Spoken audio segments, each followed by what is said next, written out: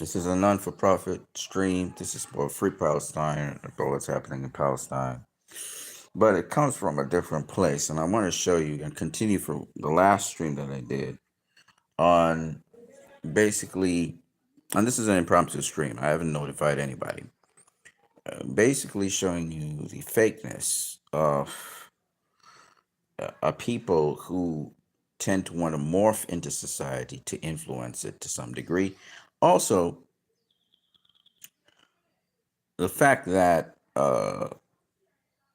the image that is portrayed of the nation of Israel has been fake as well. This whole thing has been covered up in lies. I start off with the 12th of March 2025, a report by the United Nations Human Rights Office of the High Commissioner. And this statement just summarizes a lot of things that the commission said. More than a human can bear, Israel's systematic use of sexual, reproductive, and other forms of gender-based violence since October 2023 has been more than a human could bear. We're just going to start off with that. It has been projected that Israel is the victim. It has been projected that the Israeli IDF has been responding in defense to terrorism. It has been projected that, Israelis are a humane society, a democracy, where everyone has rights and privileges. That it's, the light in the Middle East. These projections are all false. We learned yesterday that all of the Israeli prime ministers, their original names were European names. They weren't what they changed their names into. And I want to continue this fakeness by showing you something in Hollywood. But before I do so, I want to just hammer in certain points. I want to hammer in that Angelina Jolie, who a lot of these Zionists and these American Israeli Jews, I use Jews very, very limitedly because I mean, most of them are atheists. They're not even religious. And on top of that, most of them, their lineage doesn't go all the way back to 2,000 years as Jews. They weren't descendants of Abraham. So a lot of these Jews are part Jew, if they're Jewish at all. The Ashkenazi Jew line, for example, um, a lot of these Ashkenazi Jews, and Ashkenaz, by the way, was an ancient civilization, but a lot of these Ashkenazi Jews, Ashkenaz is basically European people. But the Ashkenazi Jews, anyway, some of them have lineage to actual Abraham. That is true. But most of them, which come from the Ukraine, Belarus, Poland regions, this is where they came from. Most of them have Khazarian roots, and the Khazarians were converted to Judaism. And the Khazarian roots have no genetic lineage that stems back to Palestine. None whatsoever. None. They have no Middle Eastern roots. They're Europeans. So it's very important to understand this, okay? All right. Anyway, these people, I saw one, they're targeting people on social media now. One has targeted me and he's put me on his list. But he doesn't understand. They don't understand. You think you're the only one who can target people? No, I'll target you and I put you on the Henry Jive list. You know what I'm saying? I put the ICC on your ass. I put the ICJ on your ass. I'll tag you into the ICJ. I'll tag you into the ICC. These people don't understand. They don't get it. They feel they're the only bad people out there. They're the baddest. And you have to be intimidated by them. No, my friend. We live in a world where the majority of people do not agree with what you're doing. And you're not going to terrorize anyone. All you're going to do is isolate yourself more and more and more. And the world is pretty clear on who the bad players in this whole thing are. Okay? So if you think you're intimidating me, or you think you can assassinate me and that's it, no, my friend. I am one of many people who feel this way. And you can't wipe us all out. You want to, but you can't. We're too numerous. And all you do every time you try to force the narrative, every time you try to intimidate people, is you make them more resolved to get rid of you. The pushback is going to be epic on this. Epic. Okay? James Gunn's about to get an epic pushback. I hate to refer to the DC and Warner Brothers right now, but the pushback on DC and Warner Brothers is going to be so fucking epic. Okay? It's going to be epic. And it's brewing what Israel has done in the Middle East. The pushback is going to be so epic that no Israeli who participated, I only speak of the Israelis who have actively participated, whether it's in the form of social media posts, whether it's in the form of war crimes, every last one of them. They're talking about targeting people and calling them Hamas and so on and so on and so on. You know, this is what they're doing. They're basically projecting what they did onto other people. But they don't understand how karma works. And the thing about social media, the dangerous thing about social media is whatever position you have taken is etched into digital immortality. You cannot erase it. There's going to be a copy of it somewhere on social media. That is what's so dangerous about social media. So if you've been a big, we do it all the time with Restore the Snyderverse. Okay, this is why I am confident that the Israeli occupation of Palestine will end, because the entire world, once upon a time, there were people who used to protest this and so on. And I remember in 2014, when there was this big protest and there were marches and stuff, when Barack Obama was there, I had no clue about this. Do you guys understand? I was clueless. I was like, oh, the poor Palestinians, but I never really looked into it. Today, because of October 7th and the horrendous response by Israel, we had no choice but to notice it on social media because it was everywhere. The disaster and the carnage that happened in front or face. It was like George Floyd magnified by a trillion. Okay?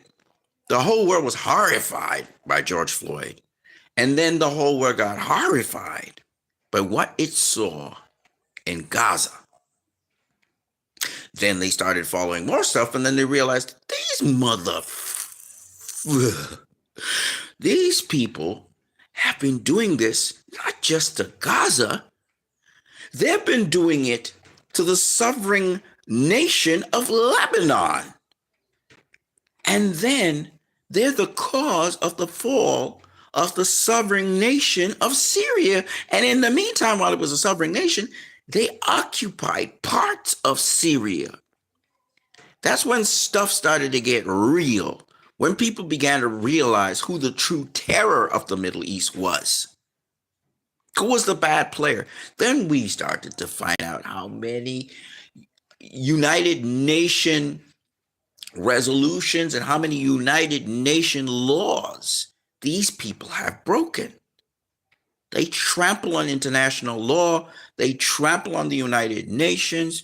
They trample on the on the decrees of the United Nations, and they've just been very hesitant to penalize Israel to this day. To this day. But the International Criminal Court, unprecedented what its ruling was, the potential of genocide, plausibility. Then the unprecedented by Karim Khan, the unprecedented arrest warrants for the Israeli heads. This has never happened in the history of the United Nations. The most they have ever done was arrest warrants for Vladimir Putin, who cannot go anywhere in the world just like that. I say this to say that there is no return to what Israel was,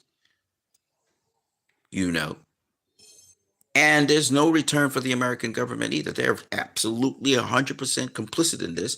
Donald Trump, he's saying a lot of stupid stuff, but at the end of the day, it's really what he does in the end. It's how he makes his move. When it comes to Israel and Palestine, we're still in a ceasefire pause.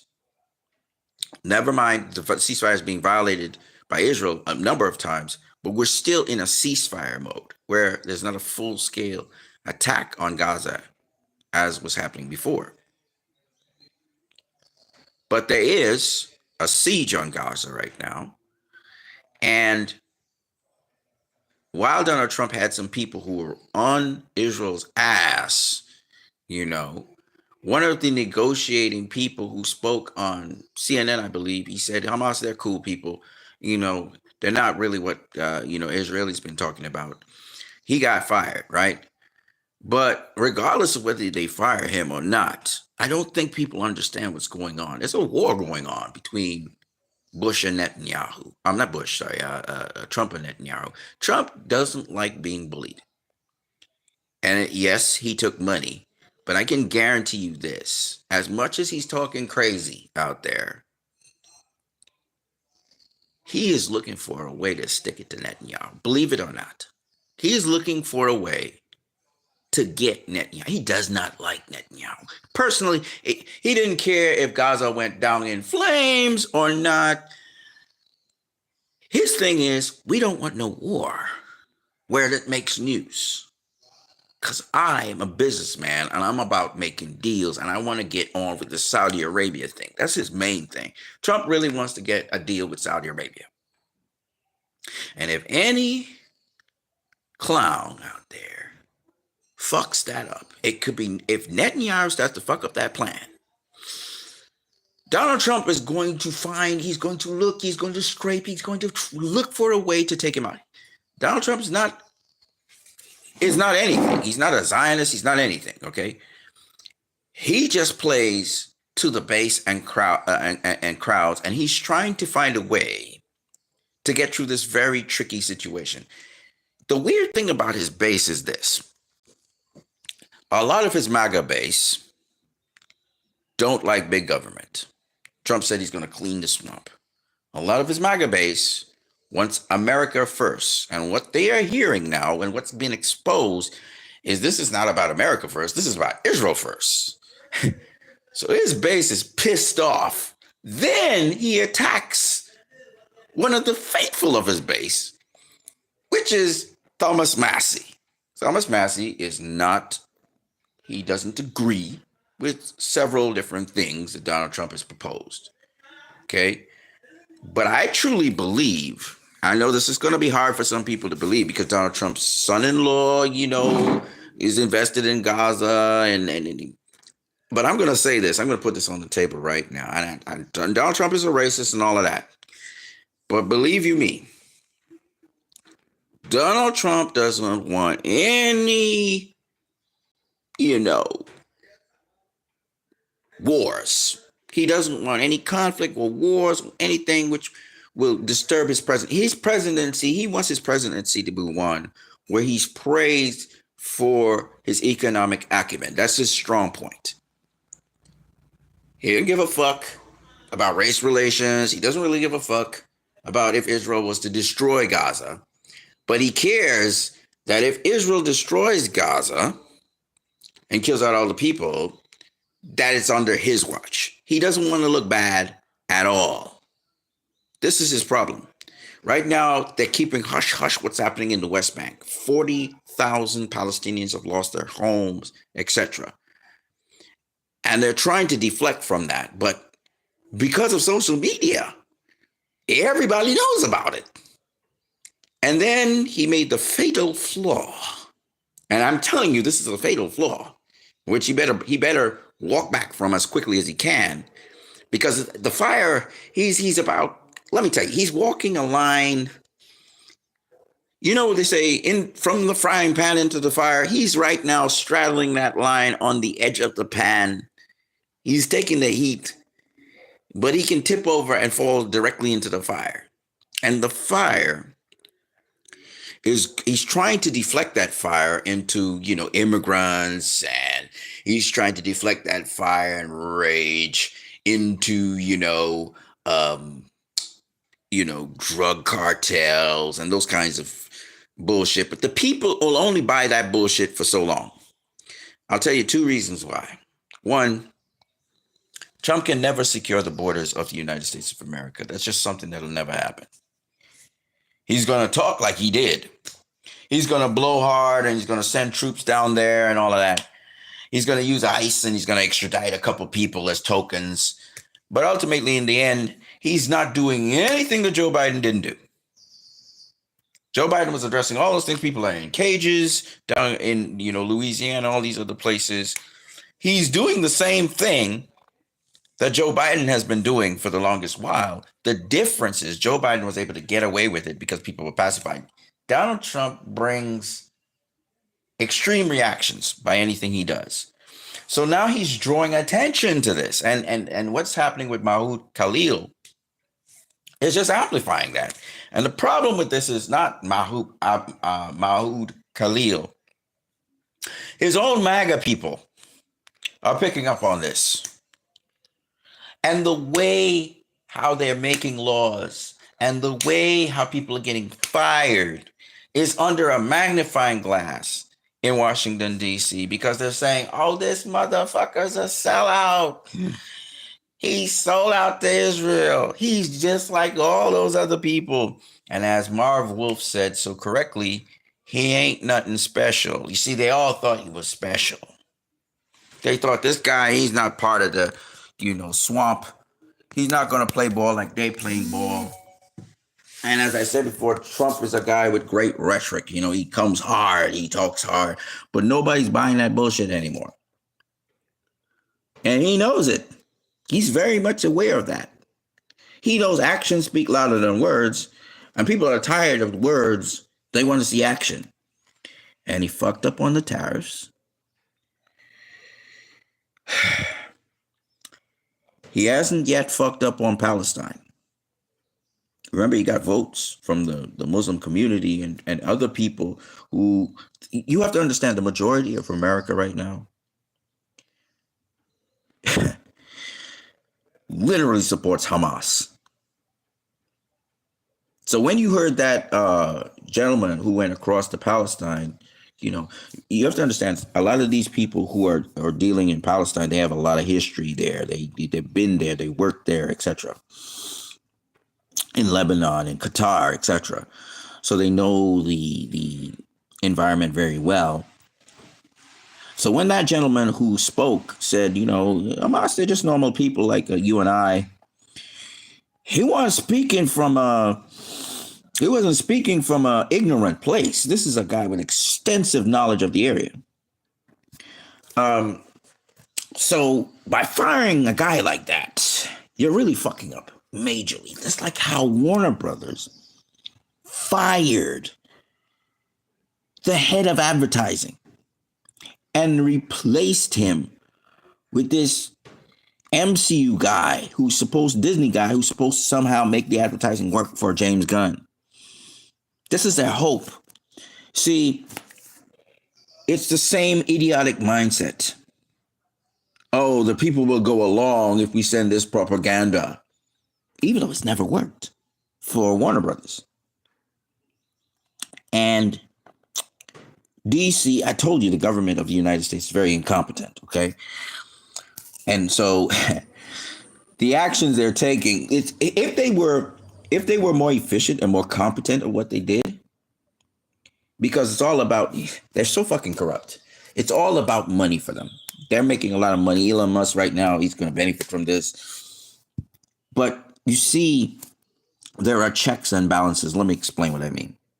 So when we're talking about countries, while America is destroying itself through letting these oligarchs take control of certain things, China, Trump likes to talk about China. China is excelling.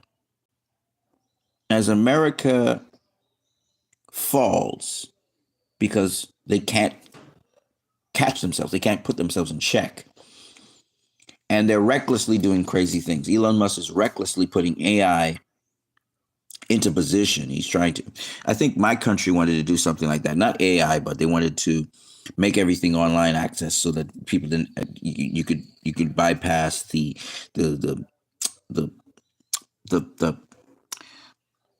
service of humans. And basically Elon Musk is trying to do that, but he's also trying to do it so that he can control people's lives, pretty much. He could just stop your paychecks from coming. He could just stop you if something like on X, if you see something, you can make a comment on X, he could just stop you. He could defund you, etc. This is the shit that they're trying to do. But in so doing that, they're fucking up America. They're decreasing its chances for leading the world because they're so corrupt, because they're thinking. The thinking is this, as Marvel so correctly said, they're thinking of filling their own pockets. They're not thinking about the American. That's why, Social Security, Elon Musk is talking reckless and wild about getting rid of Social Security. That fucking shit is not going to happen. Unless you want a civil war, you're not going to do something stupid like that. It's just talk. It's just rhetoric. They don't understand what they're saying. They're saying some really dumb stuff. If America goes into a civil war, it will set them back by decades. Right now, the prominent leading countries in the world, and they talk about remittance. India is talking about remittance and all of that. But I'll be honest with you. India is a big country, and it is one of the leading manufacturers in the world. But not only that, they also have ties with very important links to different countries. The internet, Google, is not owned by an American. It's not shared. The CEO of Google is not American. It's an Indian. Okay? So to tell me it's just about remittance, and that's being, yes, the Indian economy would be hit a little bit. America is one of its major markets, but it's not its only major market. The world is India's major market. India's been exporting all kinds of things, from drugs to all kinds of things all over the world. So India will get hit if, trade relations with it and America and the tariffs and all that. But you will notice that there aren't any maximum tariffs placed on India, right? So India's playing its cards how it plays its cards. The point anyway I'm making is this. If you take America out of the world global economy tomorrow, China is going to be fine. China's market is less and less and less dependent on the American market, and the American market is more and more dependent on China. If you look at the Hollywood movies and Hollywood in general, which is also falling apart right now. First of all, the Chinese, they just had one of the most successful movies. It was an animated film in the history of cinema. It made, I believe it grossed somewhere near $3 billion. Okay? And that movie made it basically almost exclusively played in China. Okay? The Chinese market has been very important to Hollywood in their sale of movies. Now, imagine tomorrow if China decided, fuck American movies, we're not playing another American movie in China. Now, first of all, in the pandemic, China did so well, and Hollywood was taken back by the pandemic. The pandemic didn't help Hollywood, it hindered Hollywood. A lot of people lost jobs. You know, the big budget, big blockbusters that made tremendous amounts of money worldwide, suddenly that dropped. So the pandemic didn't help America. It helped China. And right now, the tariffs that Donald Trump is implementing are not going to help the American citizens. It will help the oligarchs of America, the big companies of America. Of course, it'll help them because it protects them. So you have to buy their products. But it's not going to help the American citizens. And the majority of your fucking country is 300 million. We're talking about 300 million people suffering to benefit, if so much, less than 100 people.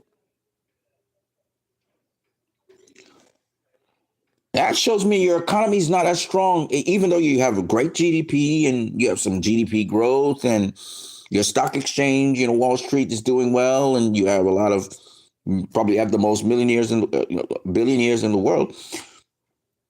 Your economy is not really doing well because everybody in your country is suffering. You're like North Korea. You're like Haiti. The majority of people, homelessness has increased by 500%. 500%. Owning a home in America now is at least 10 times harder to do than just 3 years ago. BlackRock is buying up all of the properties that people lost. People lost houses in 2009. A lot of people lost their homes and they haven't gotten it back. What has happened instead? It's gotten increasingly more difficult to own a home. It's become increasingly more difficult to rent. To pay rent, sorry, my bad. And that is why homelessness is skyrocketing up as it is. And then the minimum wage has been what it has been since 2009. So living conditions have become even more difficult than they were before. If you really think about it, and this goes for almost any country, usually the most productive people in any country, and you can do a survey if you want, are not the people that live there, but the immigrants that come into the country. They generally are the most productive people. So, skilled labor.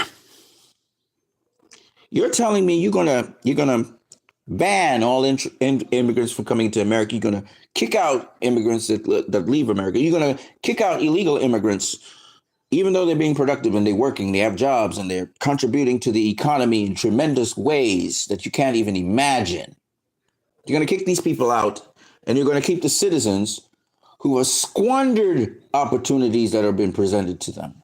In my country, We have Venezuelans, we have Colombians, we have Nigerians, we have Indonesians, we have Ghanans that come to this country and they exploit all the opportunities that are available to them. You will hardly see somebody come from another country and is homeless in this country. That's not going to happen. It's the citizens of the country who end up being homeless. It's the citizens of the country who end up being the people who with the low income jobs eventually, because the people who come here with a plan. They know it's not their homeland. They're looking to build themselves up and get themselves into position to do better things. Immigrants into a country come into a fucking country usually with a plan. You just don't go into a foreign country to become homeless. That's fucking stupid. You go into a country with a plan. You either come on a visa, work visa, student visa. You're coming for a reason. And even the illegal immigrants, they come into the country with a plan because it took a risk. They took a chance. They needed to work for them. Okay? So they always come more focused. Always. It doesn't matter where they are in the world. They always come more focused to develop themselves, to make themselves better. Now, what happens with refugees in certain countries, like the European countries? They end up in concentration camps. They end up in refugee camps in the countries where they have limited opportunities. Most of the refugees want education. They want to be assimilated into the system. They want to be productive. Okay? Because they come with a plan. Will I leave my country where I am living, my home, my safety, my net, and go out into a foreign land to play the ass? No, I'm looking for a better life. It's common sense. So immigrants are not the problem, never have been the problem. You have a couple bad apples who come to do business in a new country in an illegal way, like drug trade, but it's because there's a demand there. I'm not going to go somewhere where my chances of doing something are less than where I am at. I'll stay where I'm at. I go into a country because I think my chances of succeeding there are greater. That's the only reason. So the drug trade only happens because there's a demand for drugs in America. There are Americans who are actually doing these transactions that allow for these profits. It's Americans doing business with foreign countries. Why the drug trade works in America? It's not going to work any other way. Okay? It's not going to work any other way. If there's no demand there, nobody's going to go. So think before you proceed. All this xenophobia is stupid by any country. Your major loss of revenue in a country is always in the hands of the corporations. It's always in the hands of the people who handle the big money. You have to ask yourself this stupid question. It's a stupid question. Ask yourself this stupid question. We've lost billions of dollars. You telling me immigrants who are getting less than the minimum wage are the ones pulling that money out of there? Come on, get for real. Be serious. The average worker in any country doesn't see $1 million a year. They may do $1 million in transactions, but they don't see $1 million a year.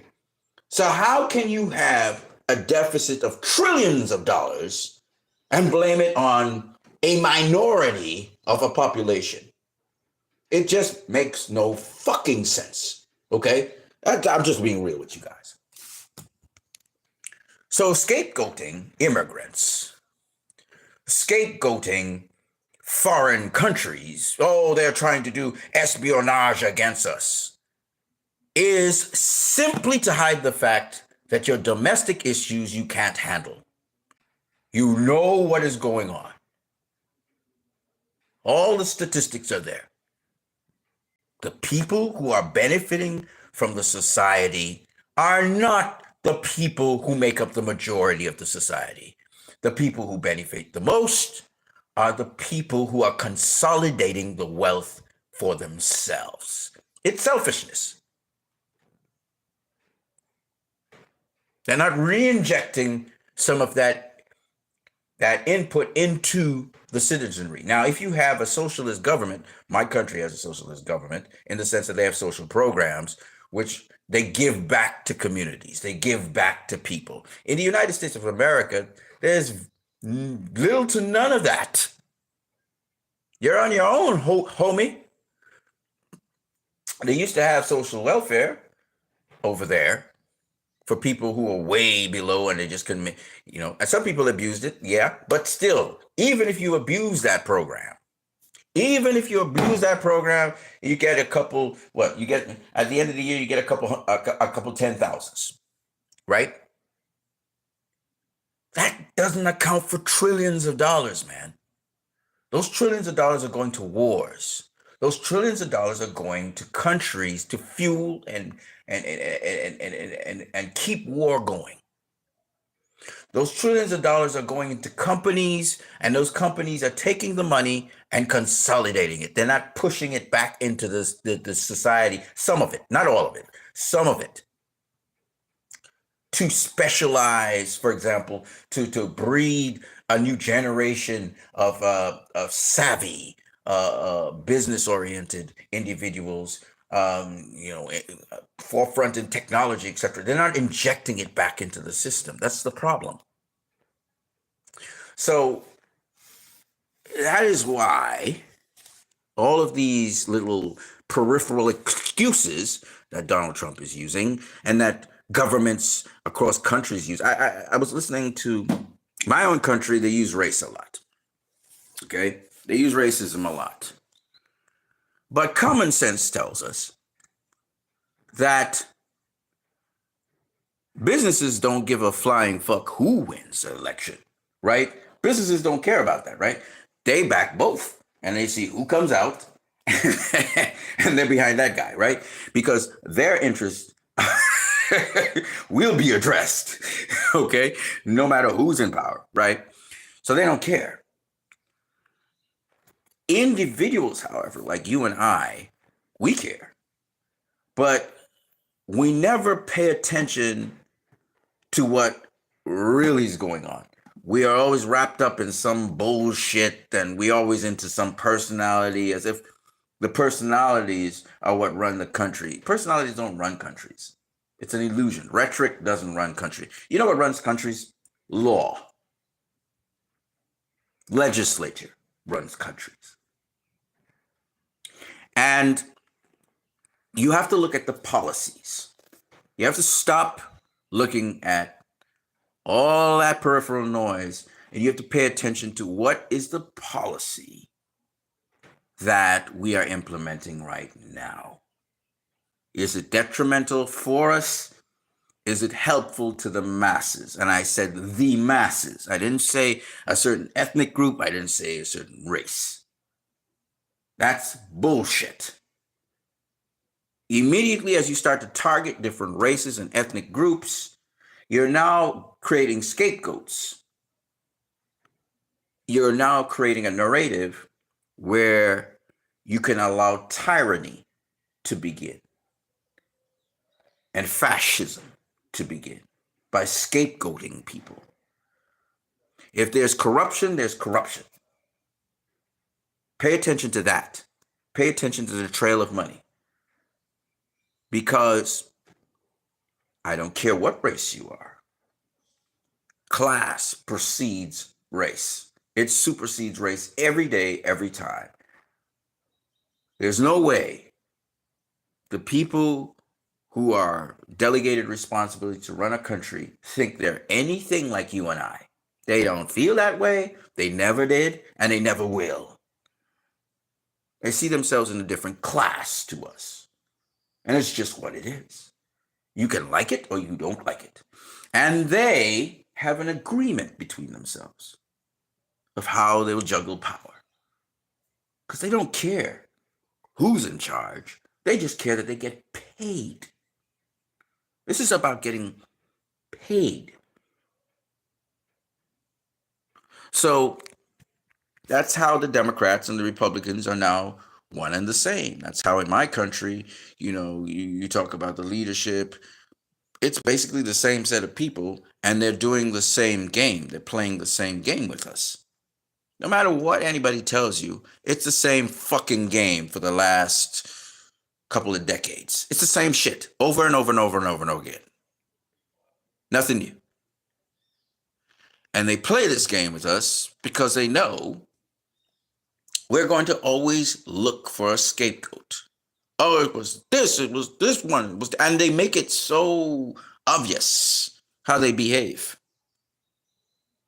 So you have to grow wiser as an individual. You have to grow smarter as an individual because you are just fucking fodder and they don't care about you. They don't care about you. They don't. You're fodder. Unless you are earning $1.5 billion a year, $1 billion, over $1 billion a year in revenue, they are not concerned about you, my friend. You are expendable. You are just one of the working class. And they don't care about the working class. They care about it's capitalism. They care about companies and businesses. People who earn tremendous amounts of profit. They don't even care about the small businesses. They don't care about small businesses. They don't care about the medium. They don't answer to them. They don't fund them and they don't answer them. Okay? They care about big business. This is the way how it has been in the West for the longest while. Big business has lots to say in what happens. Always. And always will. And it runs like clockwork. You don't see the big businesses suffering in this country. You don't see them suffer. Why? Because they are the ones getting served. They get served first, we get served last. Okay. So Angelina Jolie spoke out against the Israeli-Palestinian conflict, calling for an immediate ceasefire. This was back in October 2023. She had made some other statements concerning the United Nations and the farce that it is. She realized this is all bullshit. And she also realized that the illusion she was under that she could make a change in the world wasn't really true. She began to realize people just use these organizations as a front for their barbaric, primitive, deprived desires. Now, Angelina Jolie is a Christian. People don't know that, but she's a Christian. She raises a whole bunch of kids. She really believed in it, and she really takes care of her kids. She raises them well, and she's raising the next generation. And as you can see, Generation Z is a different breed. They don't buy into bullshit. They have a sense of morality. They have a sense of humanity. And it's a battle. We still have to fight because our leadership is, for lack of a better word, found wanting in so many different departments. And they're so backward in so many things. And it's sad. And I, as an older head, should have not, I speak on these things, but as an older head, I sometimes feel disappointed that I didn't do more but I use this platform to sort of speak on these things. I want to show you something. I mean, we already know this, but I'm going to show you anyway. So teacher Ibrahim al-Shawish, here he is, a teacher of, looks like an elementary school. You see the elementary school behind him. And he was detained in 2023. He was released in 2025, this year. And this is him. Okay, so he lost some weight. All right. Teeth look good. But he lost weight.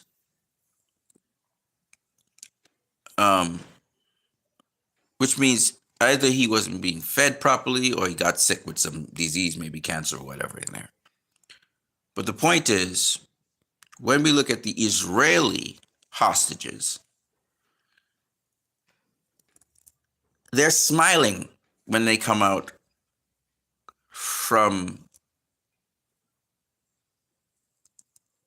their captivity in Gaza. Now, I would smile too, because I'll be honest with you, I wouldn't want to be a hostage in Gaza. And they're bombing day and night there. I think, quite honestly, the greatest fear of these hostages was that they would never make it out alive. And not because of Hamas. Hamas ain't got to do shit. All they had to do, I mean, Israel would do the job for them. They would bomb them. A Hannibal directive. They not. So the whole push by the families and the whole push by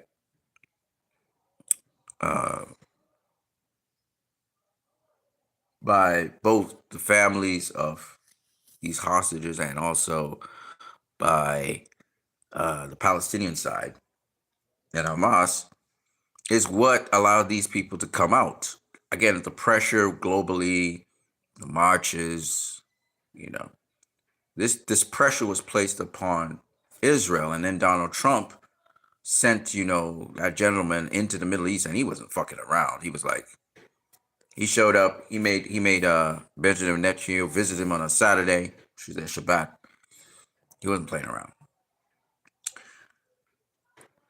When you look at the Palestinian hostage here, this is him before and that's him after. It just don't look good, right? It don't look good. Now, my question is this. We could understand a Israeli hostage being in Palestine and looking a bit gaunt because there was a siege on Palestine. What I can't understand is, why is a Palestinian hostage in an Israeli detainment center? We know it's a concentration camp, but that's another story. Detainment center looking like this guy. Why is he emaciated? Well, he decided he wasn't going to eat Israeli food? I don't get it. Why weren't they feeding this guy? Were they feeding this guy? What was going on in there? Now, we know the answer to that question, but I'm just saying, this is what is being exposed. And people are realizing what Israel really is. I see people trying to be pro-Israeli in this issue. And I have some good friends who they still side with Israel in spite of everything that has happened. But I realize several different things. One is that I realize they don't really know the full story. They say they do, but they don't. And now it's becoming more and more obvious what Israel's about, what they're trying to do. And some of them are still holding on. They remind me of gun fans who we know that Superman's going to tank. It's going to flop. But the gun fans, they're fighting still and saying, oh, you didn't see the movie, blah, blah, blah, blah. I feel like these people have picked a side and decided they're doubling down on that. And regardless of what, they think it's like sports. I'm playing a team and I'm with this team and I'm rocking with this team to the very end. They think it's something like that. They don't understand that this is more than that. This is not about rocking with a team, because you can rock with the team how much you want. The team doesn't rock with you. You're rocking with people who consider you goyim. Okay? They consider you an animal. And they don't care. They don't care about you. You know?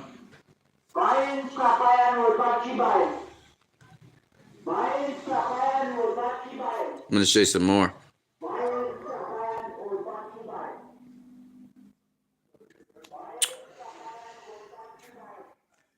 I could have summarized this better.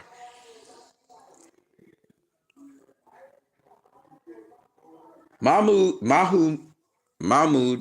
Khalil is arrested for protesting a genocide against the Palestinian people and the prospect of it restarting again, looking to defund any research and collaboration with Israel concerning this.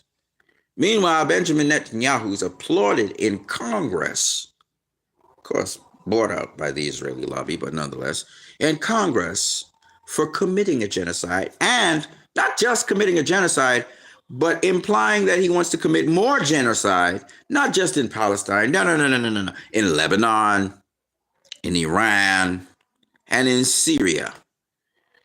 And he goes on, in Jordan, Sudan, Egypt.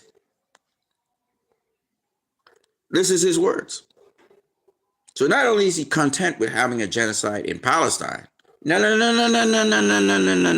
This guy wants genocide in every single country to make sure that he gets greater Israel. Let's not forget Saudi Arabia. I forgot about that. He didn't mention Saudi Arabia, but Jordan.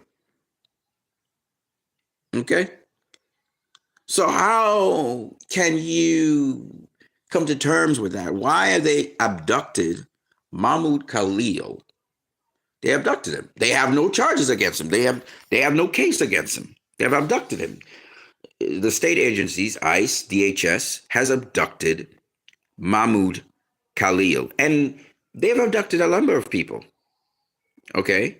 It just so happened they decided to pick the head of Colombia's student protest when it comes to this, Mahmoud Khalil. They decided to pick a prominent guy, which was rather stupid, if you ask me, because they're not intimidating anyone. In fact, the protests have blown up even greater. And not only that, now they're asking for the return of Mahmoud Khalil, the release of him. So what have you actually accomplished? All you've done is inflamed the American public. And the people who are protesting, they're just more resolute on protesting. They're gonna triple down on protesting. Okay, you're gonna start agitating people that you don't want to agitate. Okay, and it's a very, very ugly scene because everybody gets it. You're being controlled by Israel. The more you move, the more you do these stupid things like fire, one of the major components of the negotiating team that negotiate for Hamas and Israel and with Palestine, the more you do these stupid things, it's the more you put in jeopardy your whole entire establishment. You see, the reason why Israel got away with these things, the reason why Israel was able to, sneak up on the American public and also sneak up on the world and do what they were doing was because they were able to keep this a secret. They were able to have people disinterested in this. But I can guarantee you, once there's breath in my lungs, I ain't letting this go. Too many atrocities have been done. And I can't go on with business as usual. I'm pretty sure many other people can't go on with business as usual on this topic. And no matter how much bullying and censorship and assassinations and assassinating people's careers and stuff you try to do, every method of intimidation shows me you're desperate.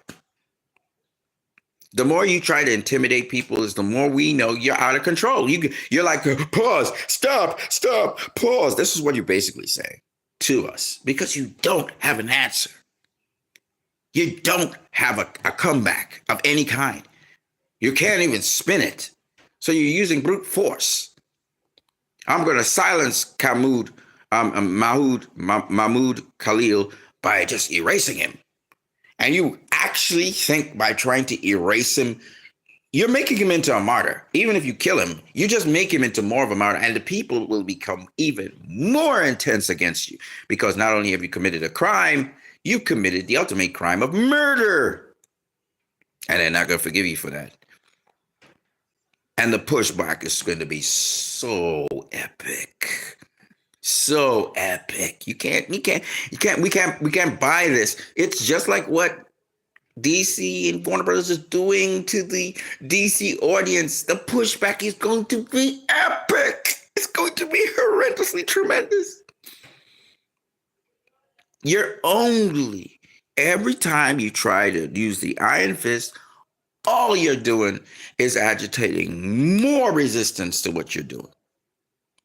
The trick wasn't to do that. I'm not going to tell you what the trick is because no, I'm not going to do that. You got away with it for too many years. And now the chickens are coming to roost.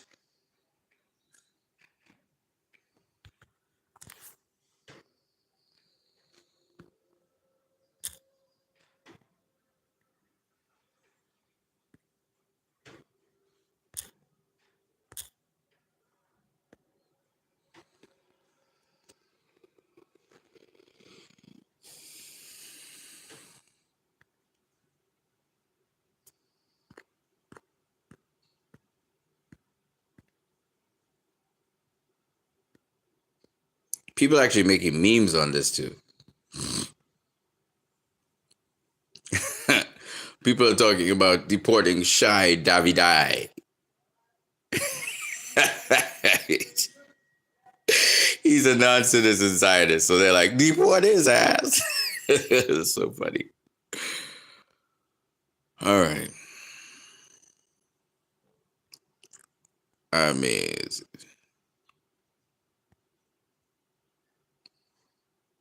here we go. Teach hate, because even if continually hear that the Palestinians teach hate and the Israelis teach peace. no, really. So tell me about your book and your study. First of all, the Palestinians don't teach hate, because even if they wanted to, they couldn't have, because they're so monitored, supervised, and censored by Israel directly and indirectly. All right. By World Bank, by the European Union, by the Israeli military, really, and by the Israeli Ministry of Education. So even if they wanted to, they couldn't have. Wow, okay. So that's something that we don't hear. We don't hear about that. You don't hear about that. No. I have a colleague, Samia Alayan, who is a specialist on that. So you can interview her as well. Okay. So even if they wanted to, they couldn't. I mean, they cannot do anything. They can hardly teach about their own history in their books. So tell me about that. So the Israeli government controls or has to sign off, doesn't it, on? No, the books of the Palestinian Authority, which are studied in the West Bank and Gaza, are financed by the World Bank, European Union, and some European countries. Okay.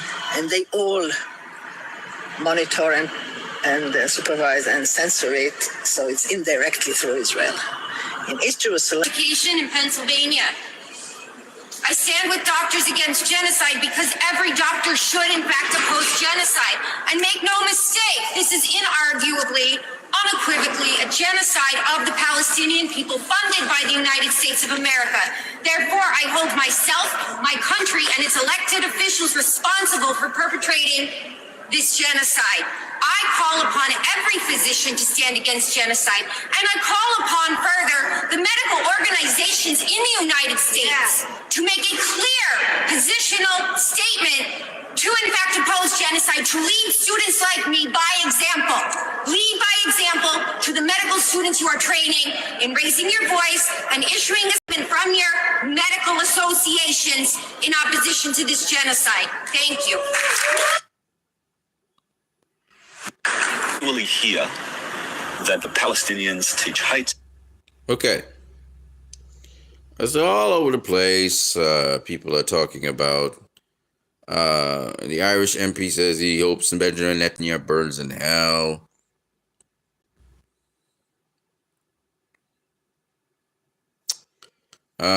Stu Peters from the Stu Peters Network, he's been talking about Thomas Massey, and they're looking to try and primary him, and that's going to be very difficult to do in Kentucky, because Thomas Massey, not Kentucky, sorry, Thomas Massey is in, help me out here.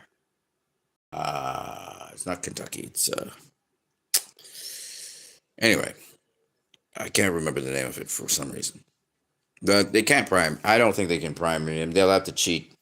They'll have to sort of forge stuff in the elections to primary him. Or they look to assassinate him, but I don't think they'll assassinate him necessarily. It depends how important he is.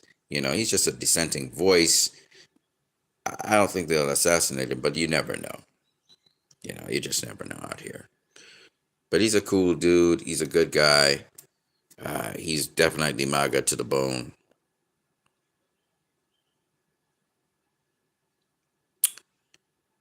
So Medea Benjamin, she has been one of the forefront people in DC and in New York and in other places who's been standing up against the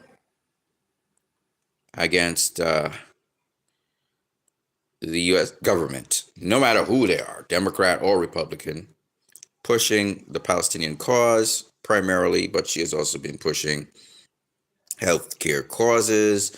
She's been pushing for the homeless. She's been pushing for the veterans. Her organization is known as Code Pink. And they've been pushing, now at this point in time, they're pushing, of course, for human rights for the Palestinians.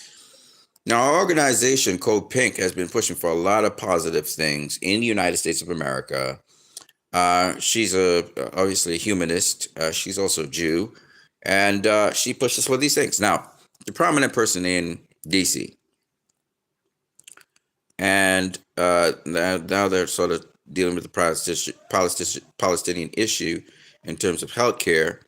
And you can see a nurse there clapping her hands as she comes out. A lot of Americans from various walks of life, whether they be vets, and a lot of people were arrested actually that day for that. Of course, when you're protesting, people get arrested all the time. Your favorite guy, he's talking about the 90 plus Jewish protesters who occupied Trump Tower, demanding the release of Mahmoud Khalil. One of the weird things about it is the media has left out that they were Jewish. They don't want to say that they are. It was Jewish Voices for Peace who again went up to Trump Tower. And I think a lot of people realize that, especially the Jewish people, have been pushing back pretty hard on any initiative that the Zionist Jewish people are pushing, like anti-Semitism and blah, blah, blah, blah, blah. Code Pink is a Jewish led organization. Now, Code Pink gets its funding from special Jewish anti-Zionist interest groups. So there are oligarchs out there, like I said before, who fund these things. And they're generally Jewish. And the reason these people do these things is because they believe that the image of Jews has been tarnished over the many years. And even though they have had many struggles to try to get people's attention on these things, it's only when like a big catastrophe happens that these organizations see the light. It's like Jill Stein. Jill Stein has been commenting nonstop on social media, but she's only known at election year, even though she's been speaking, and it's because the major media outlets do not give her a voice. Now, it'll be interesting because she and Butch Ware are doing some things with their channel, but I would assert to Jill Stein, and also let me just say, we have an anti-Zionist Jew who's running Mexico right now. She's the president of Mexico, is an anti-Zionist Jew. So Jill Stein is also an anti-Zionist Jew. She has different opinions to me. I think that the Israeli state as it is right now should not exist. I don't think it's makes sense, and I think it's making a case on its own why it should not exist. She believes that Israel should exist. Of course, she does not believe that it should exist in the form it is in, but she thinks the state of Israel could exist and it could be still called Israel. I think that there's some fundamental problems with that state. Why I don't think it can just exist like that. I think there are people in that state who know that, and some of them speak out, some of them don't. But that state fundamentally cannot exist as it is.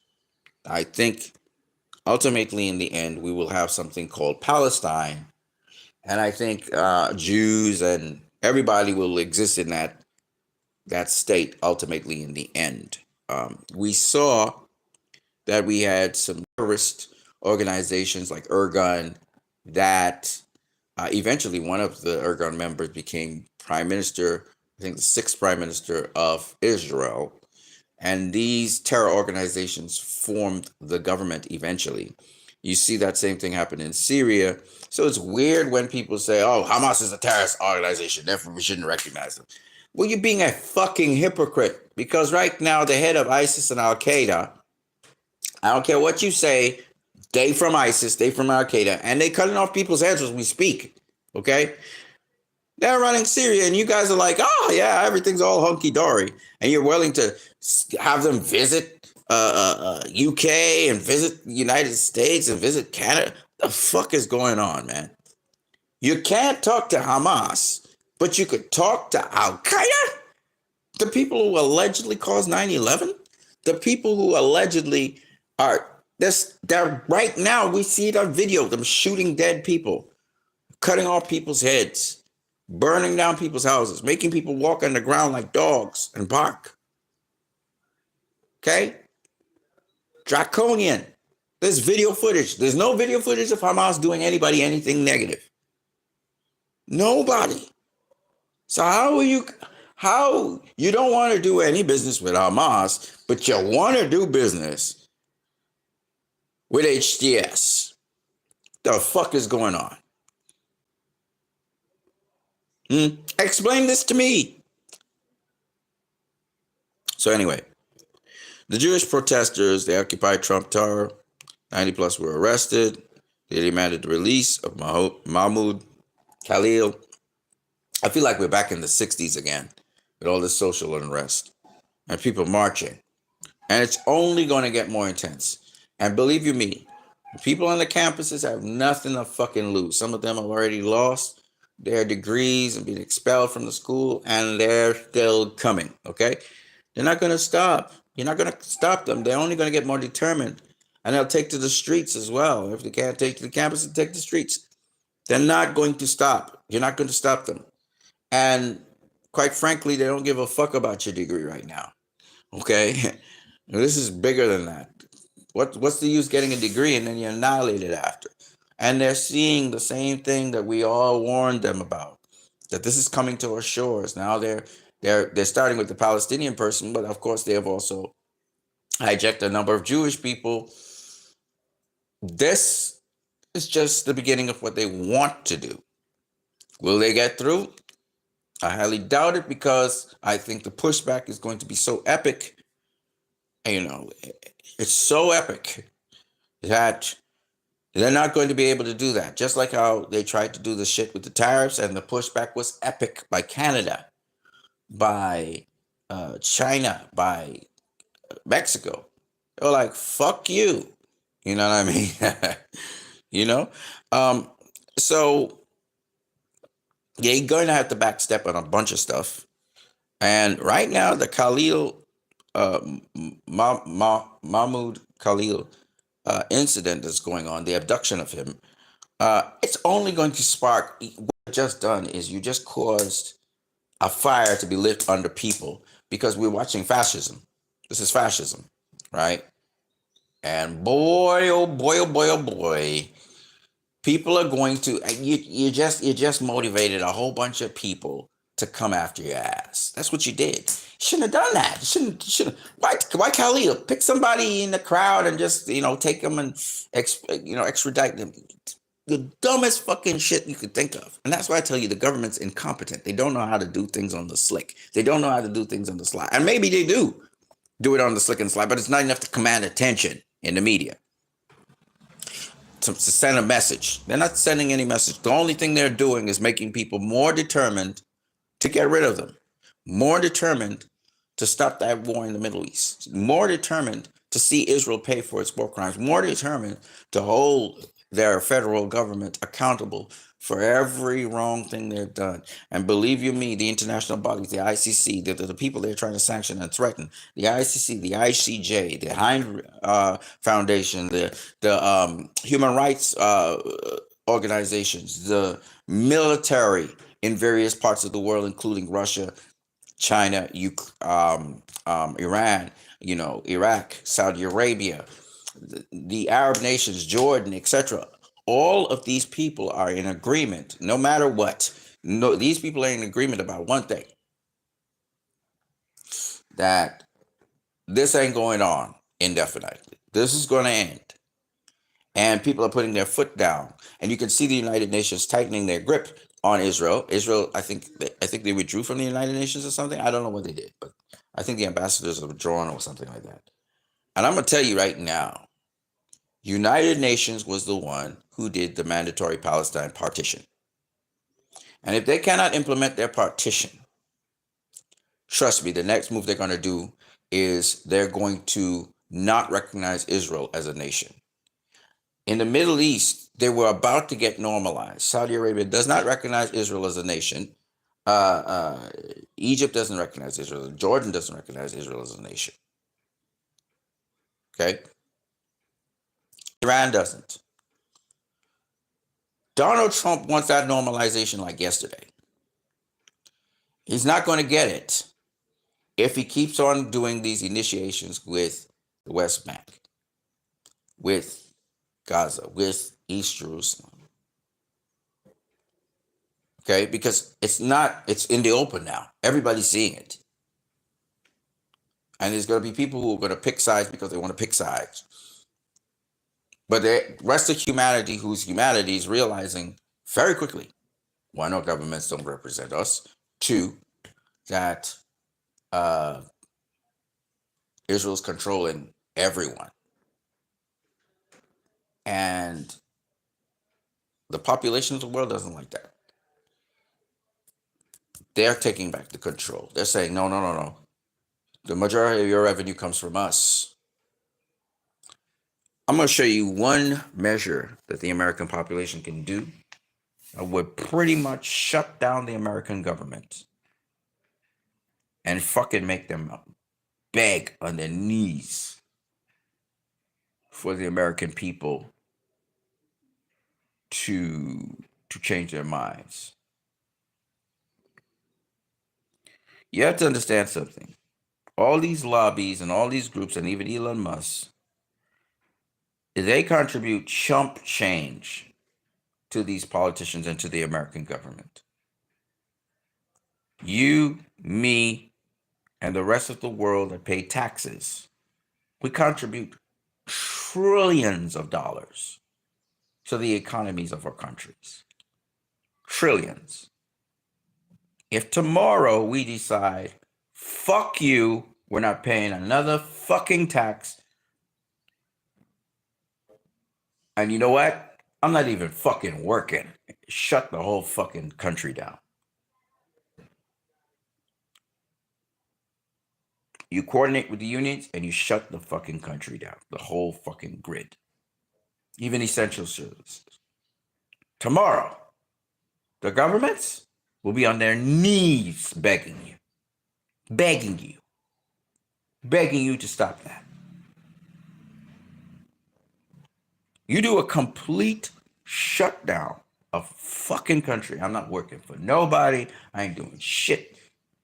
Today and tomorrow and every day that the ceasefire continues, I am not going to work. I'm not going to be a cell to drive this fucking insanity. Y'all better get a fucking ceasefire and you better get a permanent one.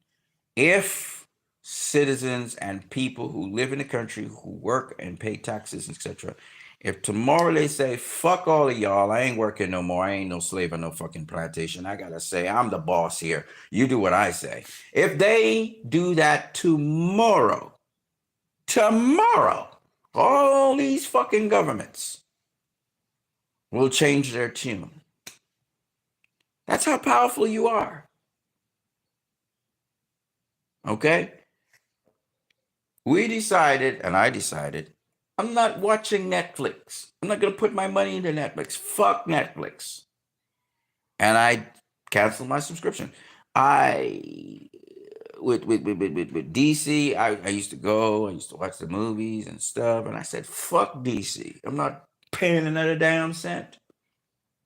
And as you can see, when all of us do that, or most of us do that, the movies flop. These motherfuckers need to understand you need us to make money. If tomorrow in my country, everybody who's working decides, fuck this government.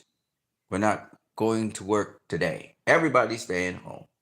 Now, normally, labor unions will say, okay, this is the day when No, everybody decides.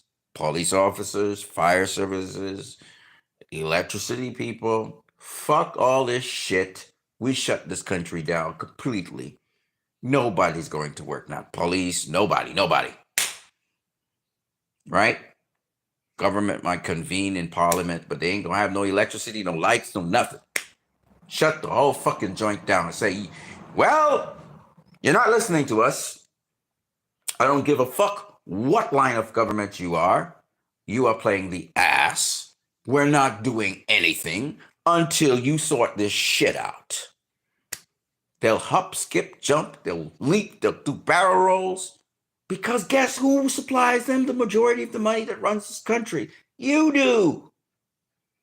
You do. Yes, you're the slave on the plantation, but if the slave don't work, they don't get no money. Nobody gets money. Nobody gets money.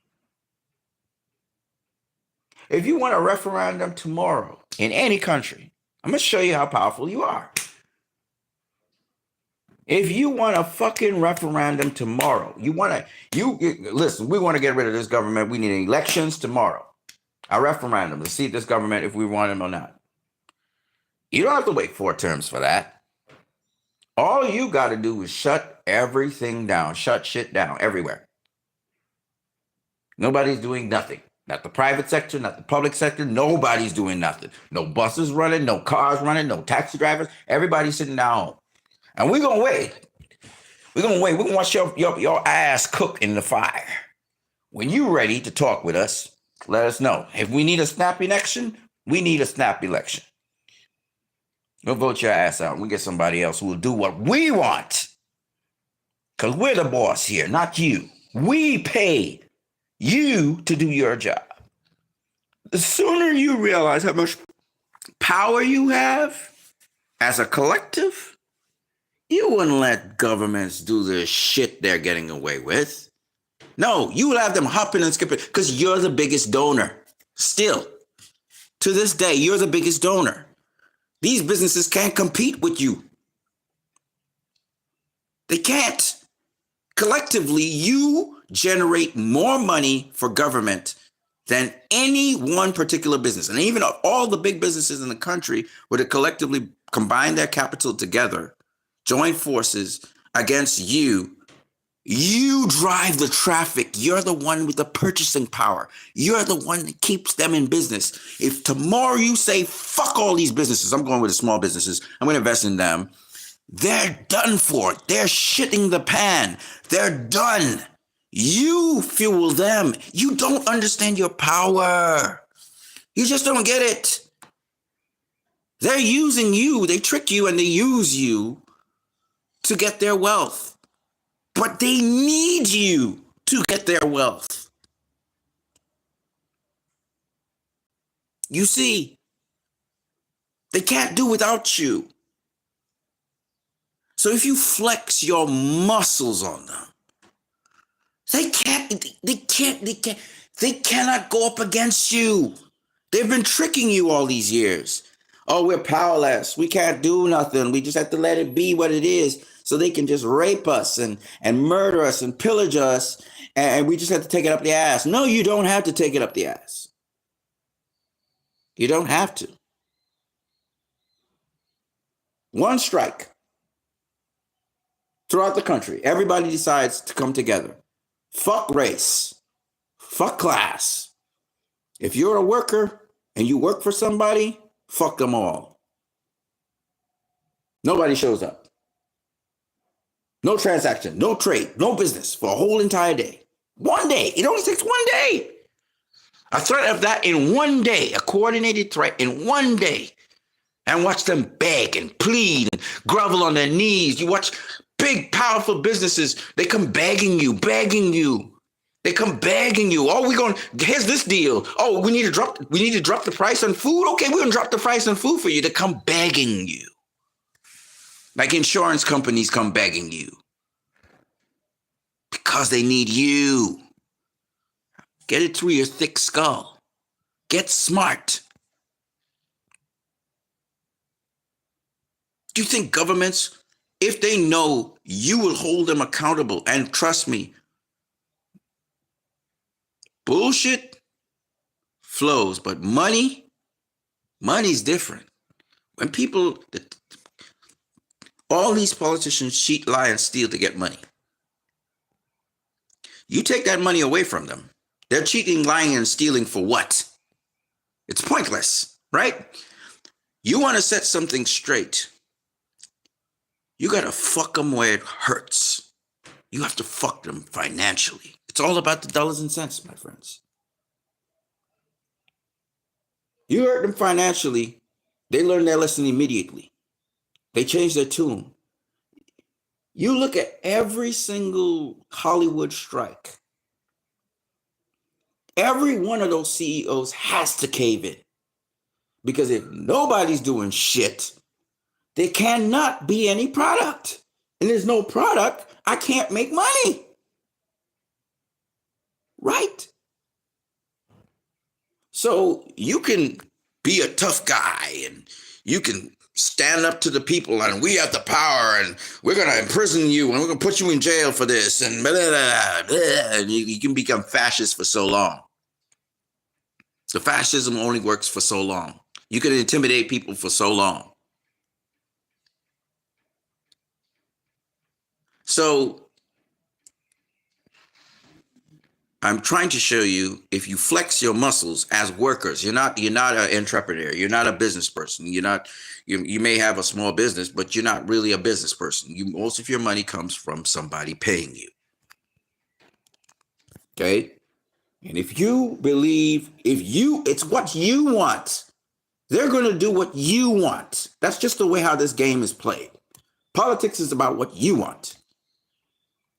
And you have to hold these people honest. If they say, this is what we're going to do, then do the damn thing. If you don't do the damn thing, then this is the consequence for it. It's what you want.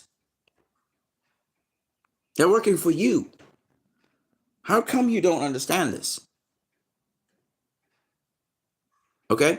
So I keep on saying these things because I don't think you human beings, you're so caught up in the routine of day-to-day life that you're not able to see all the things you can do. If a government is going maverick, if it's starting to go fascist, if it's starting to go authoritarian, if it's eating away at your rights, there's an easy way to solve that problem, man.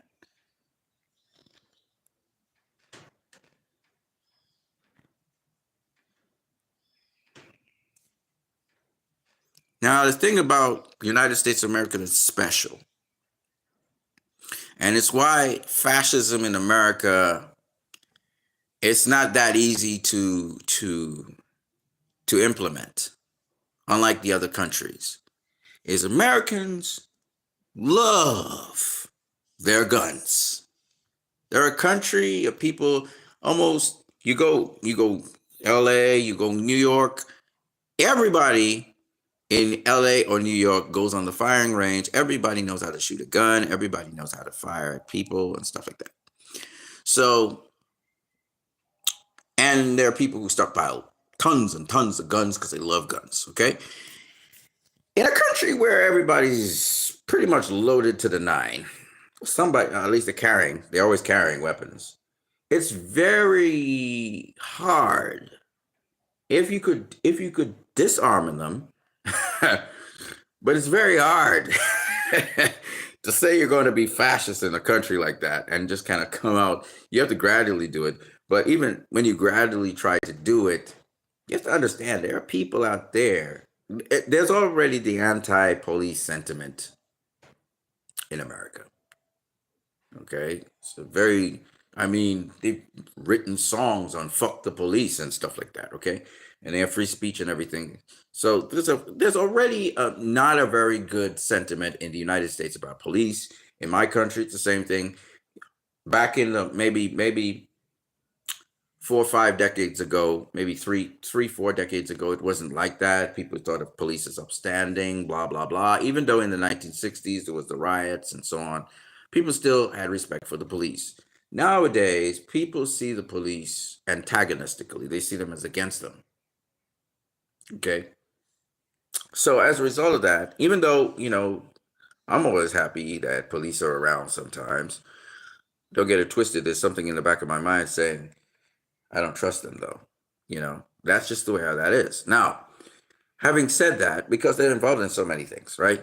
Having said that though, I want to make it abundantly clear that if there's any kind of military roundup of people, as they try to militarily round up people, they're going to find themselves dealing with a resistance.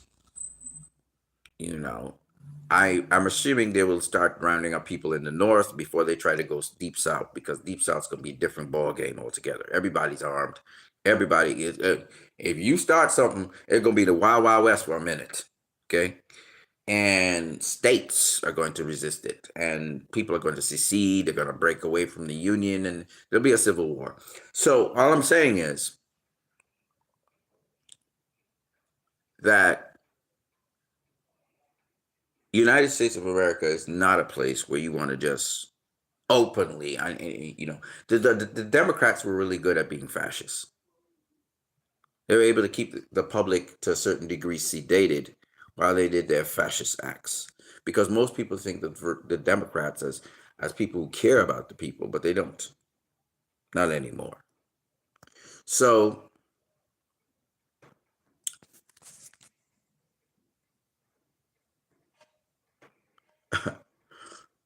I all I can say to you is that,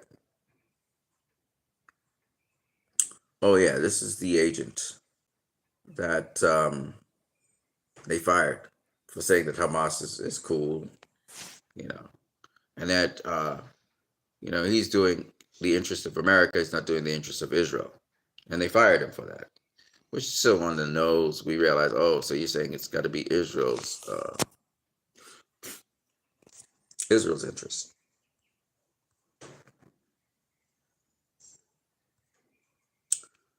There's something else I want to just share with you guys before I move on. Oh, the gentleman's name was Adam Bowler. He was part of Trump's envoy for hostage negotiations. He was dropped after reporting his personal experience with Hamas was positive. And there's another guy who was dropped from being elected to participate in oh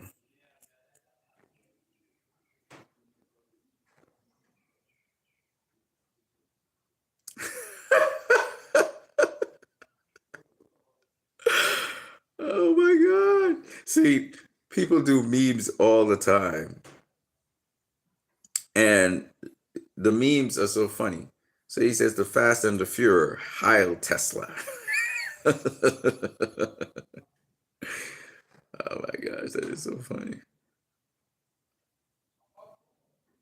Oh, this is an interesting thing. And for somebody who's a porn user myself, I thought this was very interesting. Listen to this. Lawsuit accuses the company behind one of the To go for any sort of porn. I guess 3 billion visits a month. There's to go for any sort of porn. I guess 3 billion visits a month. There's a dark underbelly to the site. Pornhub is not a porn site.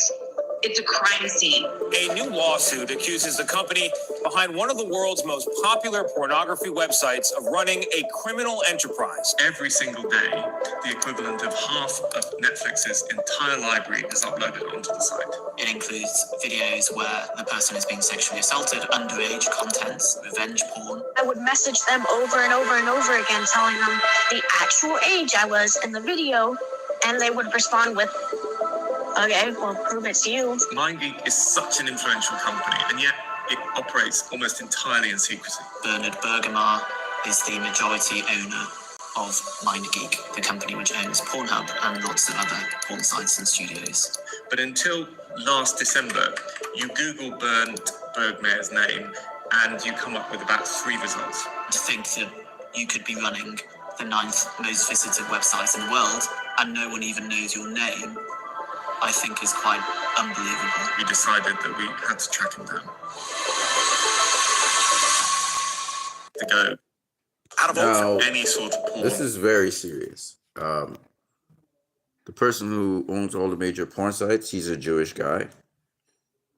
Truth Teller, who's from Russia, has been disseminating this information. The Russians, by the way, Truth Teller, shout out to Truth Teller. I just want to say that I have some Russian, well, at least online, I have some Russian friends who, man, these guys, and they're excellent at hacking and stuff, so they can get through, the greatest, into access of databases and stuff that other people wouldn't be able to access. And they've been exposing a lot of shit. And there's another Russian dude who he works with Restore the Snyderverse. He's on YouTube, and he sort of supports our campaign. And again, he is just excellent at what he does in accessing things. These guys are really great at accessing. The Russians are really great at accessing stuff, which we haven't even talked about them and what happens in the what do I call it, in the programming and how they hack into things and stuff. It's just crazy. But suffice it to say, there was a time when we had Anonymous. Anonymous was rolling around. We had WikiLeaks, and they were exposing a lot of things. And I'm not gonna lie to you. After the Matrix in 1999, the world just changed, and people started to. I think I blame the Wachowski brothers. And something, I want to say something about the Wachowski brothers, and I call them the Wachowski brothers. I don't call them the Wachowski sisters. I think the Wachowski brothers paid dearly for the Matrix movie in 1999. We were hearing that the Wachowskis, they changed their gender, they became transgender and stuff. But think about this. If there wasn't a consequence for them doing that movie, The Matrix 1999, which opened everybody's eyes, and they stayed, the Wachowski brothers, Hollywood would have killed them. They would have gotten murdered. I think there was some sort of ultimatum where they had to change their gender. And by becoming transgender, they sort of fulfilled the Zionist agenda. You have to understand, the Jewish Zionists have been putting men in skirts for the longest while, and it's so that people wouldn't take them seriously. And the Wachowskis, when they did The Matrix, and then they did Reloaded, and then they did Revolutions, they put down a piece of literature that opened a lot of people's minds to what's really going on in the world. A lot of people used to take things at face value, what they were. And then people started to look deeper and deeper and deeper. And even though George Lucas did this way back in the 70s and the 80s, and in the 60s, people were more conscious of what was happening. And to this day, there's a lot of conscious music out there when you Rastafarian movement, whatever. And the struggle is real. Now we see things in a totally different light to how we used to see them. And it's all as a result, for me at least, the awakening happened with the Wachowskis. And I'm telling you right now, I think they're female, both of them. Not because they want to be female, because the heads of the studios, Warner Brothers, told them, hey, you need to put on a dress now, bro. Either you put on a dress or you're going to get killed. Why? Because when you look at Stanley Kubrick did something. Eyes Wide Shut is one of those movies you need to watch, because that shit tells you everything you need to know about how these occultic secret societies work, right? And Stanley Kubrick died not much shortly after he did that movie. And he had difficulty making that movie. There was a lot of resistance to him making that movie. And of course, we know Stanley Kubrick was one of the greatest directors of all time, right? He did 2001, he did the 2001 Odyssey. He did a lot of stuff.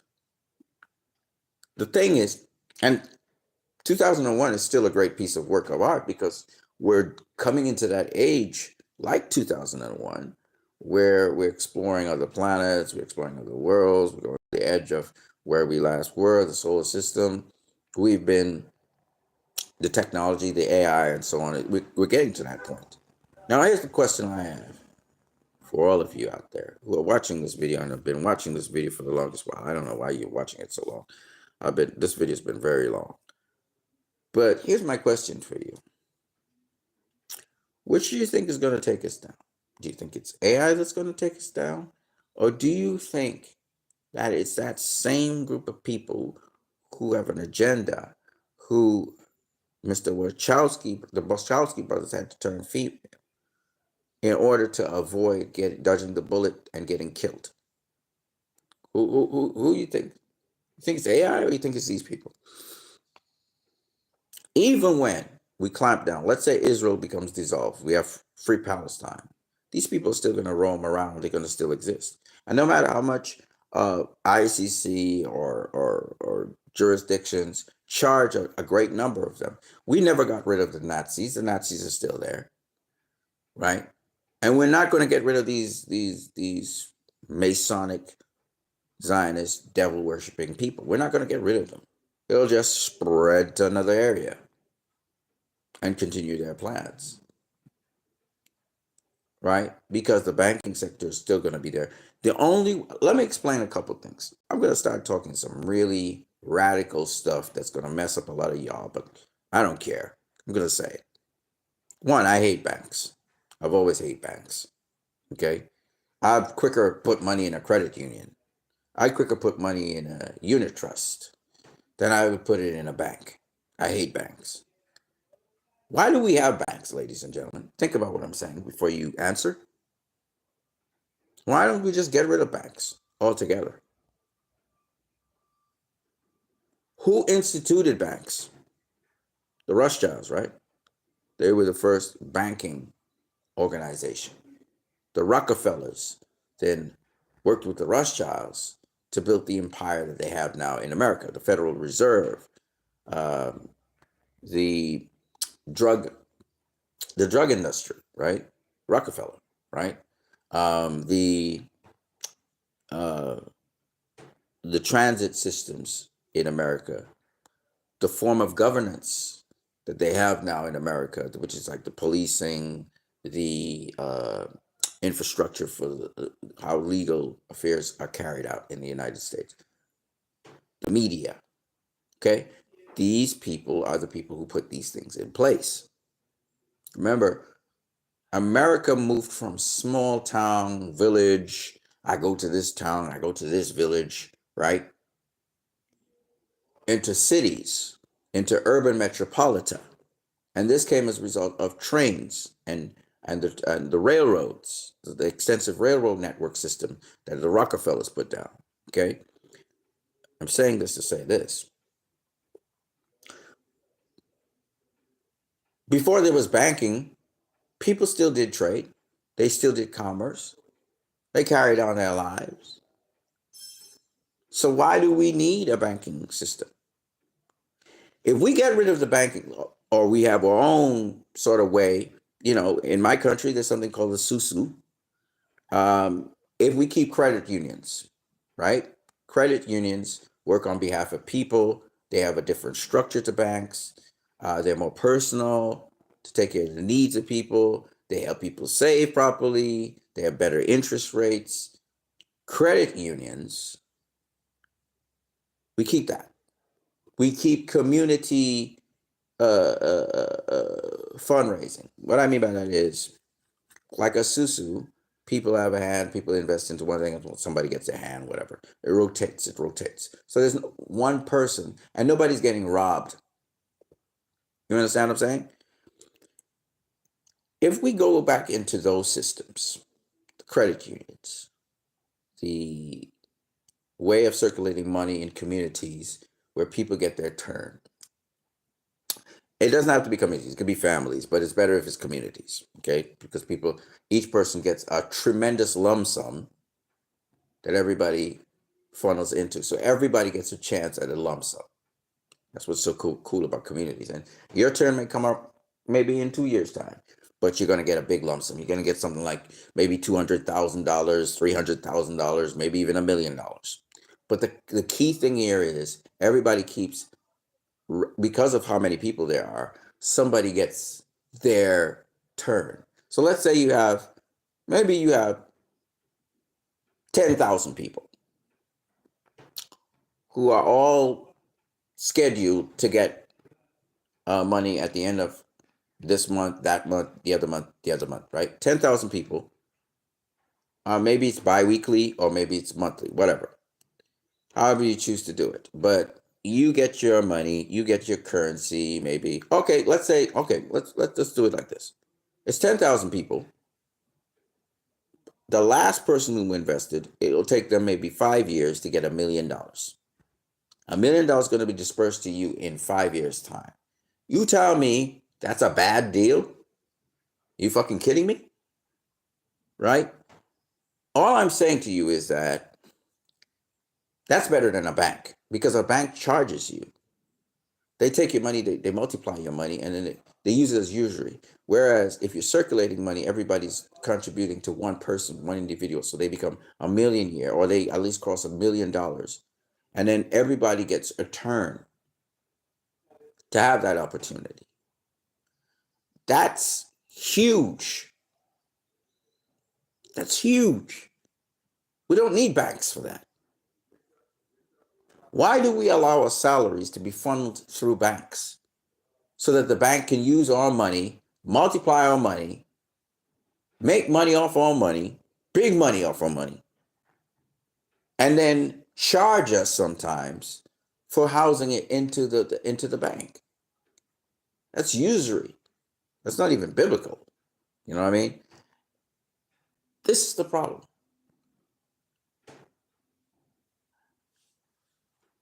We could bypass banks. And if you bypass the banking sector, if you bypass banks, and I know they say, oh, well, you need to have your money passed through a bank. There's some law. You need to pass money through a bank to get paid so that you can like afford a home and you have to have bill payments or whatever. Some bullshit like that. Point I'm making is, or you need to get a loan, you need to pass it through a bank or whatever the fuck they talk about. So they tried to make mandatory banks and make them a central pillar in society. We have a central bank, for example, right? The problem with this is you give power to the Rothschilds. You give power to the people who started this system by staying in the system. But if you really want to watch them dismantle and you want to see that system fall apart, all you have to do is stop participating in it. It's that fucking simple. And so a lot of these things, you got to understand this stuff is built on you. You are the foundation of this stuff. And the more you take back your power and you say, fuck this, I'm doing this instead, is the moment you take back control. You've delegated control to these things. You don't have to go that route.